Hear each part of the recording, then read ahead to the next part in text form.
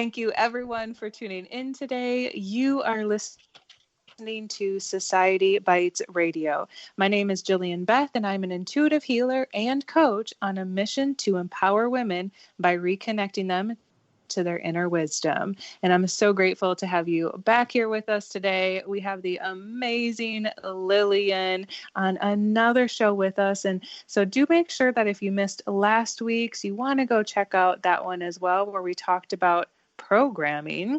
And it leads so wonderfully into this conversation about how do we be more authentic, because authenticity really is the new currency.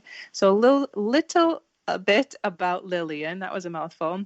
A little bit about Lilian here. She is a beautiful truth seeker and a master metaphysician since a child. And she has always been curious, wanting to know the why of everything, and learning to live life relying on fate and awakening her clairvoyant senses during different seasons of her life brought her an even bigger desire to be of service and to survive and strive. We transcend our needs into helping the needs of others. Now, she believes the future is now, and by being aware of your thoughts, actions, and emotions will actually guide you toward empowering your truth. I couldn't agree more with that, Lilian. Now, to be the master of your emotions means to not become jaded and to take the whole thing, the good, the bad, the ugly, and embrace the ride, empowering how you show up, because the development of your inner peace is fundamental for the development of your truth.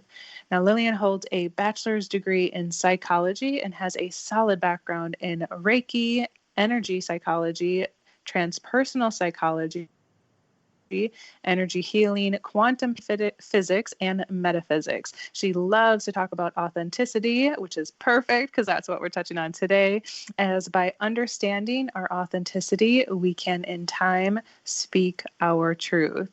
So welcome back, Lilian. Yay. Thank you so very much, Julian, for having me. Hello, everyone. And I hope that my intention is that I can definitely shed some light and give some tools and be of service with you today, for sure. Absolutely. That's a beautiful intention. And speaking of that, just moving over to the topic of authenticity. And I do really believe that this rolls wonderfully into what we had talked about last week on the show, which was being programmed. So if we're trying not to be as programmed, right, because we all are to different varying degrees, it means we have to make sure that we're being authentic. And so let me start with, I guess, what does being authentic mean to you, Lilian? Absolutely. You know, it will mean a lot of different things to a lot of different people, right? So to me, I have a strong association with that, because I believe that being authentic is the core of everything. Everything else comes from there. All of your actions and reactions, everything that you do in life, your level of success, quote unquote, the word success, but your level of peace in a moment and be able to strive, definitely comes from authenticity, right? So all definitions are beautiful. And I invite everyone to, take golden nuggets from anything at all that you feel that resonates with you for what I am sharing with you. But to me, authenticity is directly about self-love, right? So I can't be authentic if, one, I don't know myself and I don't love myself. There's no authenticity on that. So an authentic piece of something. So as an example, if I go to, somewhere very expensive and I buy an authentic piece from Van Gogh, I'm going to pay a lot of money because they know for a fact that that's Van Gogh, right? And because it will be the way that he puts his pencil and his wonderful painting techniques down, and his signature is in there. We know for a fact is Van Gogh. So within that thought, you got to love yourself, and to love yourself, you got to know yourself, because we can't love something.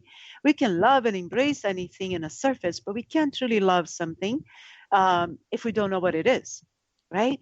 So getting to know yourself is the core of everything. And it's so funny because we, as humans, we are such amazing, amazing beings that we want to know everything, and which is awesome, right? And we want to become, masters of everything. I myself said master metaphysician, right? We want to strive into our own need of understanding and master that. But if we do not know who we personally are, what shakes us, what moves us. So I have, of course, sessions of trainings that I do. And one of the topics is triggers, right? Yes. So we can't be authentic if we don't know our triggers. And trust me, Jillian, I believe that every single person, no matter how evolved we are, we have triggers. We sure do. Right? And, one of the things I remember pretty early on when I started this whole journey of exploring my triggers, or the healing from different traumatic events and becoming aware of these different things, I remember thinking, what the heck am I doing? Because it was somewhat blissful sometimes to live in this other state. Whereas the more aware I became and true to myself and just knowing who I am, the easier it was to recognize when I'm triggered, which could literally be I feel my blood pressure rising, or I start to get flustered about something, or I have an immediate reaction instead of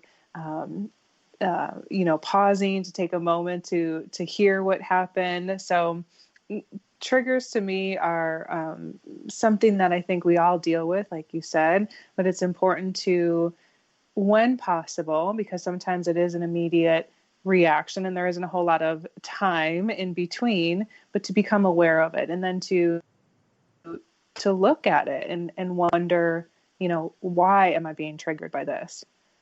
Absolutely. And there are many types of triggers, Julian, and we're going to touch on some types, and then we will, in other shows, other times that we can dive deeper. But I find it important because nowadays a lot of us are realizing that we are empaths, right? We're light workers.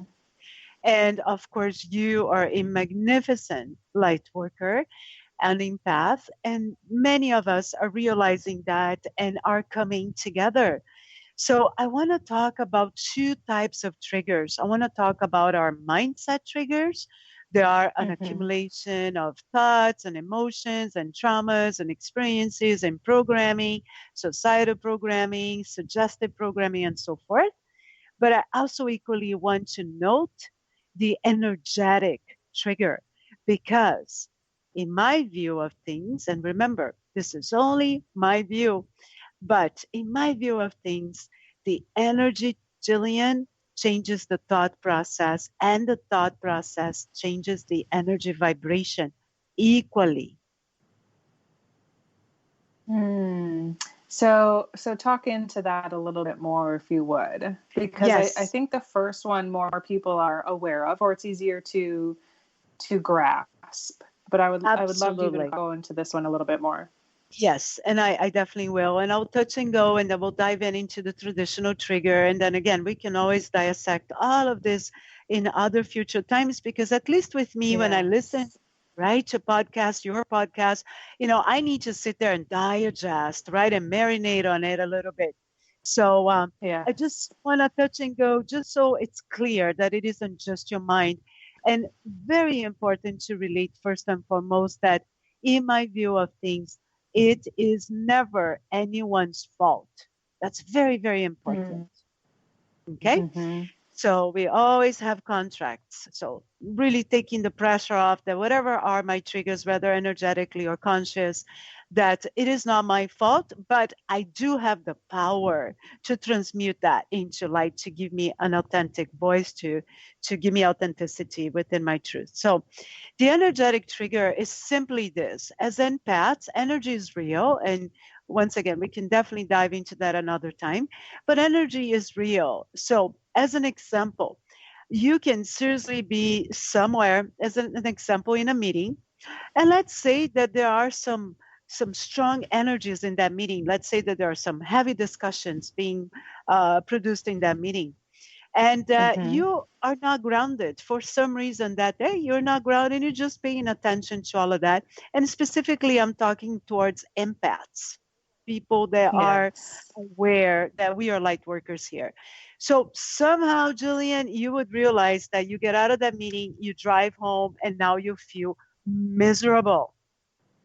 But Mm-hmm. you have not Yes. said anything at all. You didn't even participate in the discussion. You are all for light and love and everyone to find their point of connection. But somehow you come home, you're miserable, you're crying, you're sad, and you have absolutely no idea why. So that is an energetic trigger that we can go into a later time. But I found it important enough to note because once again, there are so many of us in that playground, and sometimes we go into victimhood, we go into self-punishment, and that is the last thing that we want to do ever. And it's important to know, and I appreciate you giving that example because I think that, most of us, if not all of us, have been aware where we walk into a room or a meeting or any kind of situation, and we're like, ooh, you can feel in the air the Yes, denseness, like the energy in the room. And then another example that comes to mind is even being around a group of individuals, or maybe there's a friend or family member or a partner you have where you realize that, many times after leaving the conversation with them or being around them, you feel that heaviness, the anger, the yes, frustration. I mean, that's a yes, huge thing that I had to learn very early on. When I yes, leave a conversation with somebody, do I in general feel lighter or heavier? yes, yes. And the both the mindset trigger and the energetic trigger both have something, the core of it for reversing that, both of them have something in common, which is Mm, compassion. yes. Right? So if we transmute to compassion, so as an example, in the energetic trigger or the mental trigger, when we are upset about something and we're just, reacting, keyword being reacting, we're not acting upon, we are reacting, Mm-hmm. right? And the reaction always comes from anger, from fear, never ever from love.